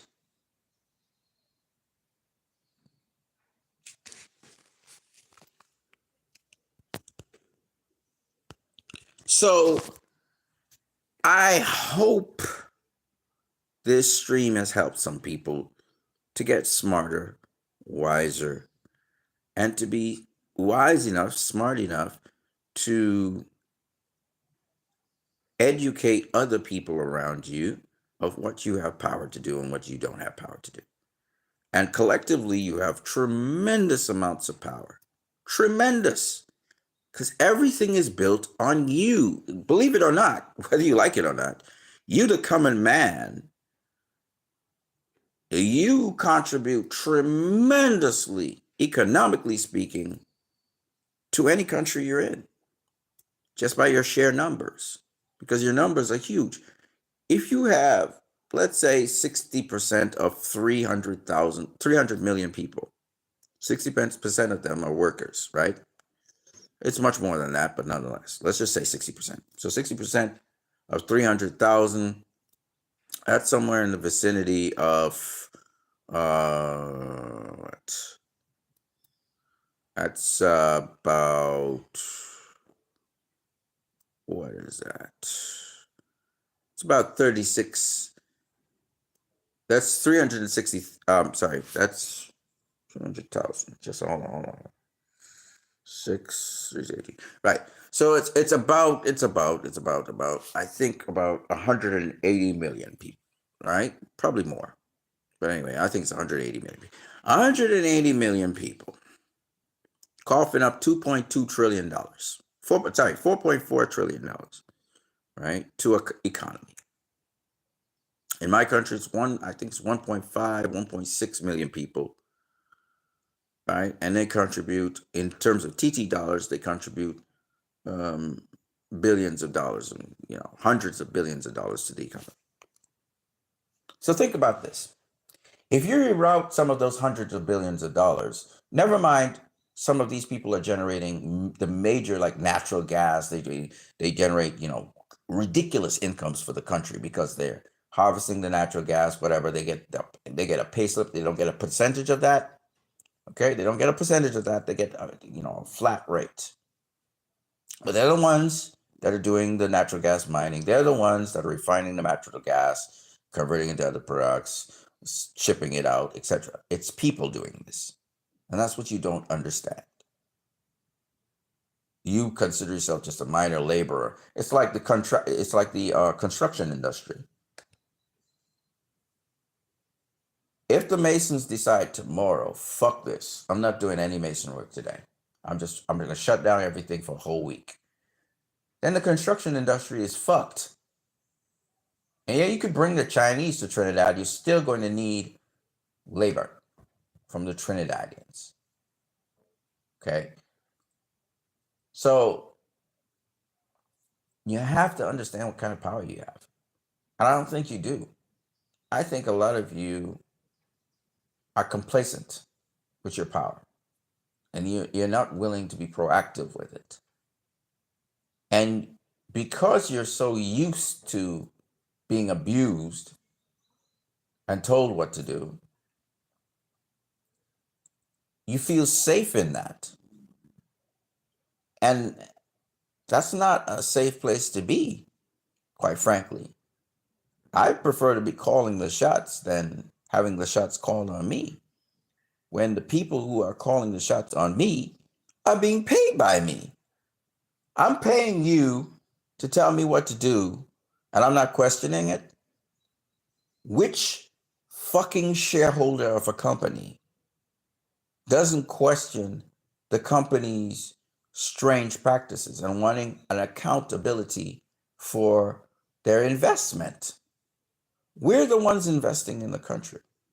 It's not the other way around. The government is not investing shit unless it takes the money and invests it somewhere else. But the government doesn't invest shit. What it's supposed to do is it's supposed to form good law, and it's supposed to distribute the money where it's supposed to go, to foster growth in business, to foster more revenue for the country, but also to distribute, to make sure that everyone in the country is getting some of that kickback. Or if there's profit, if there's no profit, to buffer, to protect the country against adverse conditions to it. So as many people as possible can still live and exist. They serve as a buffer. This is why we've had innumerous programs in this country, and still do, with grants and free education as much as possible, where it's possible. This country my country at least, does that. Now, my country is a wealthy country. The wealth doesn't trickle down to everyone. Clearly, there are opportunities there to make income everywhere in this country. This country, you can't say that you can't make an income in this country. You can, okay? It's very fertile when it comes to that. And you can do it in the official way, or you can do it quasi-official way, or you can do it illegally, but you're doing the right thing in the sense that you're not doing things that harm people. All right, but it's still illegal because you don't have permits to do X, Y, and Z. Okay, this is how fertile this area is. Now, having said that, what I'm trying to say is that even with the programs and even with what government is doing here, the people who are actually driving the revenue, driving the traffic, making the economy run are not the higher ups. They don't do that. It's you, it's the laborer, it's the person who's working, who does the 9 to 5. The politicians, they try to point the country in a particular direction, giving certain laws and allowances and stuff, considering the business community first and then the individual people, and trying to liaise with the business community and liaise with their own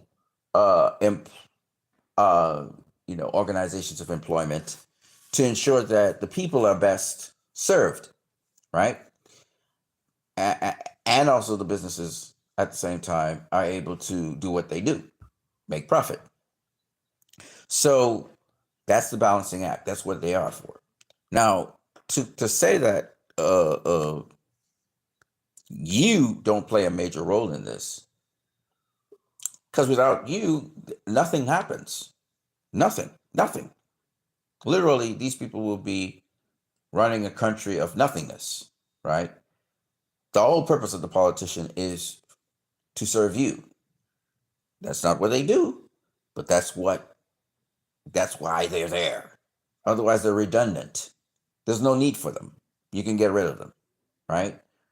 So you have to understand these things. Now, what I'm trying to get you guys to understand, and what I'm trying to get you guys, the global community, to understand is you don't need these people. The system that was put in place as a measure of control. Take, for instance, my country. It's a colonial system. That's not how the country was run before these colonial powers came here. You get what I'm saying? In all of these countries that they call developed countries, it's a colonial system still. It's a class system still. And even though we had the French Revolution, we've gone back to a class system. It resolved back into what it was. And the reason was because the people who were behind the French Revolution, the people who were behind the French War, the people who were behind World War II, the people who were behind World War I, were clever people. They were business people. And they played nasty, and they benefited, and they were able to reform these organizations. You look at the United States of America, it's the same thing with the Rockefellers. Okay? It's not you that did this. You didn't drive the system that you are born into. It's these people who created that system. But is it the best system for you? No. So why don't you take initiative and start cutting out the pork, the stuff that you really don't need? They say it's necessary, but it's not. That's how you wake up. That's how you take back the power in your hands. And trust me, it's an economic power you have to have first.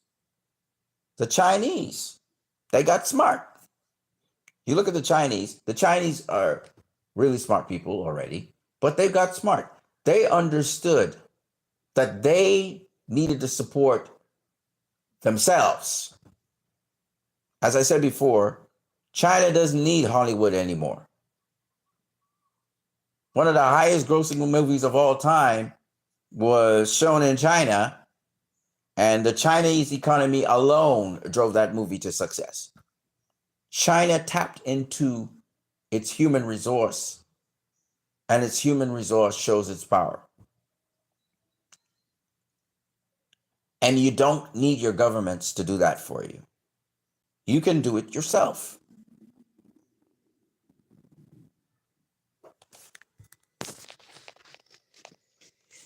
As I said before,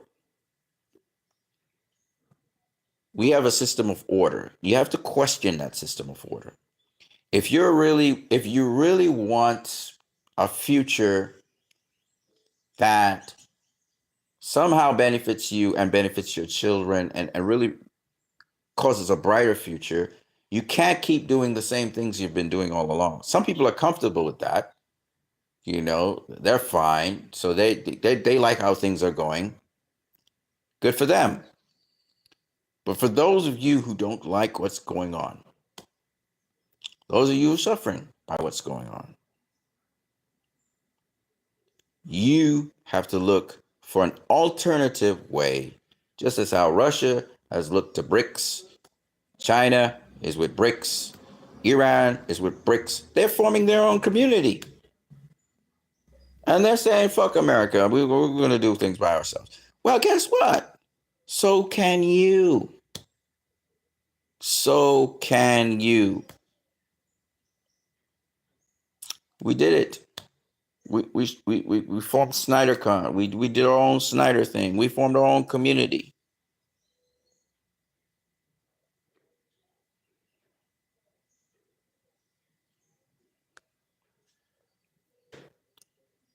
All right, I have said enough.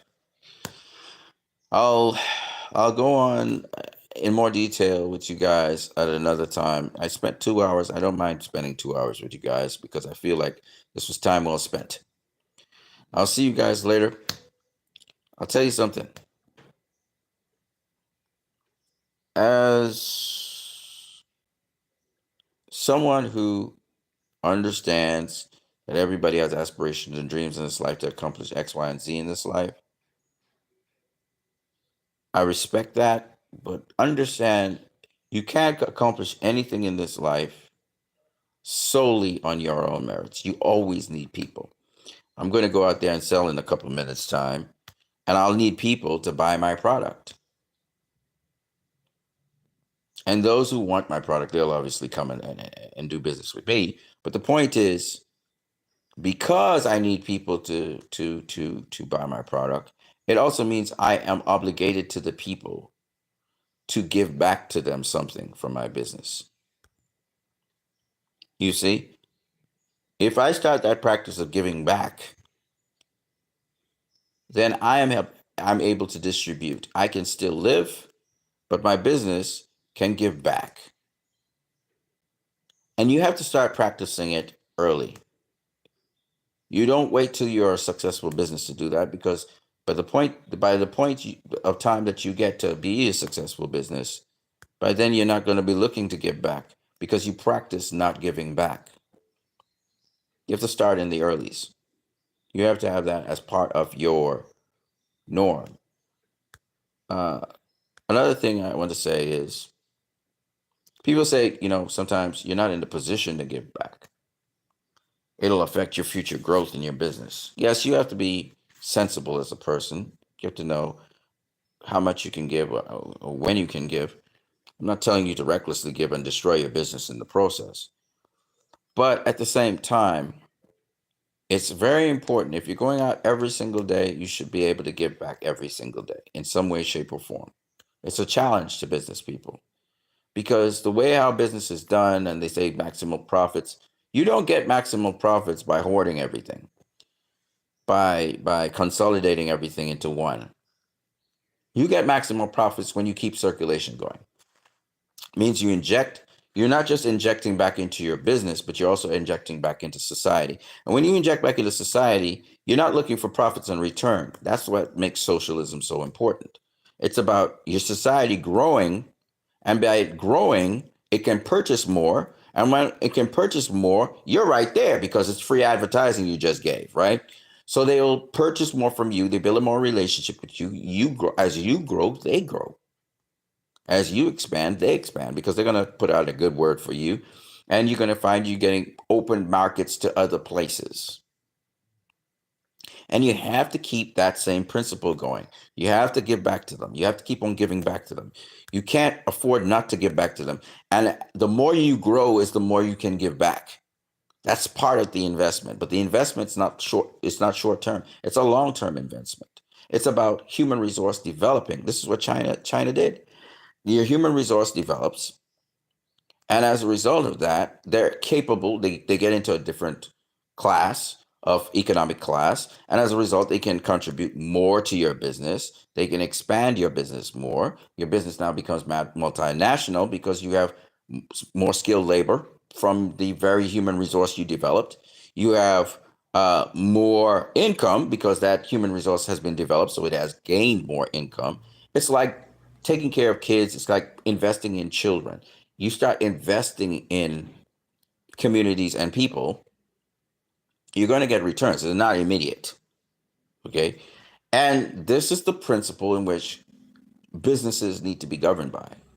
Businesses should be community oriented, community driven, as well as community sponsored. Not sponsored, but community to sponsor the community. A lot of times we want to get sponsorship for things, and we don't want to sponsor things. If I go out there and all I want is your money for my products, right? But I'm not giving you anything back except for my products. Sounds like a fair trade, right? Except if I'm in a certain spot in the community, I should be giving back to that spot and community so that that spot and community can develop. And when it develops, then I can get more income because now the real estate is getting better and people are not displaced and replaced with other people in that place to develop it, which is the Western model. Instead of gentrification, what we get is the same people are developing and then other people are coming from other areas and they're coming to that area because the area is now becoming known for this X, Y, and Z. The area has been developed and people now want to come there. They want to rent. They want to, if they can, purchase property. If not, they come there to get certain goods, services, and products. That's a win-win-win-win-win for everybody. That's how business is supposed to work. Businesses can enhance an area. Schools can enhance an area, especially legitimate businesses. And so that's how areas develop. We could take a page out of different ethnic groups. I look at the East Indian community, for example. And one of the things they're really, really prolific in doing is business.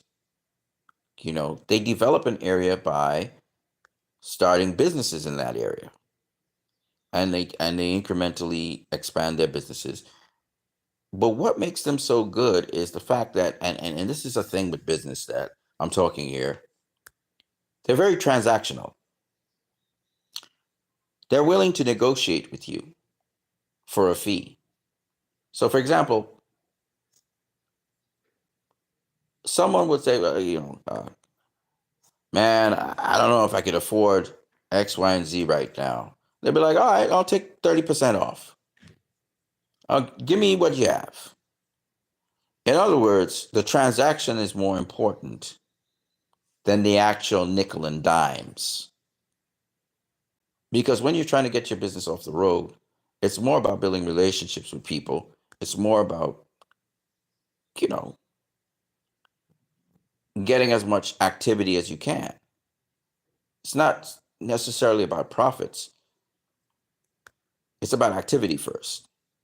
You can start establishing the rules and you can start establishing, okay, this is what we're going to do now. And this, because when you start to mass produce, you have to have standards. But in the initial phases, it's transactional. It's negotiable. There are certain lines you can't cross, but it's negotiable. So I say all of this to say that giving back to a community is important. Giving back to the place which supported you by buying your products. They didn't have to buy your products. And no matter how attractive your products are, that doesn't mean they should buy it. I think about Coca-Cola a lot and Pepsi, but more so Coca-Cola. Coca-Cola, for those of you who don't know, Coca-Cola is one of the biggest funders of the military-industrial complex in different countries. Russia kicked out Coca-Cola from their country because they're such big financiers of, all the regime overthrows and the financing of military budgets to fuel the war machine. Coca-Cola is the major thing. It's one of the most sold soft drinks in the world. Everybody drinks Coca-Cola, so it makes trillions of dollars. And that money is funneled into the military-industrial complex, which already collects a huge budget from the United States government, but also through private sector companies like Coca-Cola, Pepsi, etc. Now, why am I saying this? I'm saying this because the current wars in Ukraine and in Gaza and in Congo and in Sudan and in Somalia, these wars are financed by these guys who have joint accounts in the UAE, in Saudi Arabia, in Switzerland, in America, in the UK. And that's how they funnel the money through to finance wars, which they get a kickback on. So you have to understand that some of the most popular drinks out there and some of the most popular stuff that you eat, you're helping finance wars and finance fascism and finance your own control, being controlled, changing the geopolitical terrain through buying these things. I don't buy Coca-Cola. I don't anymore. I don't want to finance it. I buy local. I buy Blue Waters. I make my own drinks for that reason. So that's enough I share with you guys right now. The more you buy locally, the better for you. Buy from your own country. Invest in what you have in your own country. Purposefully decide to buy from your own country. Make sure that whatever you purchase isn't linked to the war machine, though. Besides, Coca-Cola ain't the most healthy thing in the world. So why not use other colas? There are all kinds of colas out there, man. You don't have to buy Coca-Cola. It's the most advertised of the colas, but you don't have to. Buy something else. So that's what I got for you guys.